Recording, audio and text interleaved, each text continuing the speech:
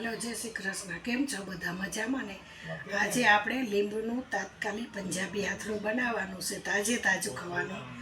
તો આ લીંબુ છે, આ લીંબુ પાણી છે, ખાંડ છે, રાઈના કુરિયા છે, મેથીના કુરિયા છે, ધાણાના કુરિયા છે અને ચટણી છે.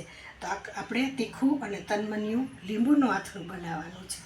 તો આપણે એના ટુકડા કરવાના છે. તો ટુકડા હવે આપણે ટુકડા થઈ ગયા છે. ખાંડ કરી દેવાની છે. 8 લીંબુ હતા, 2 ચમચી જેટલી ખાંડ કરી દઈ. 1 ચમચી રાઈના કુરિયા, 1 ચમચી જેટલા મેથીના કુરિયા અને 1.5 ચમચી ધાણાના કુરિયા છે.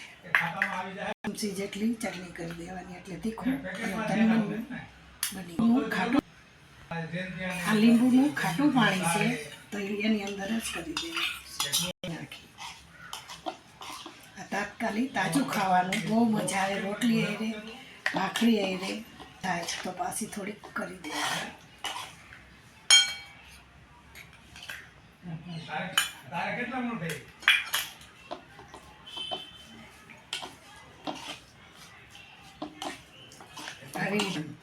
બહુ એવું લાગે ખાંડવાળું ખાવું છે તો 1 ચમચી ખાંડ વધારે કરી દેવાની. ખાટું ખાવું હોય તો 2 ચમચી કરવાની. જો થઈ ગયું ને સરસ, આપણે એકદમ લસકા જેવું. હાલો, આપણું પંજાબી આથરું તૈયાર છે.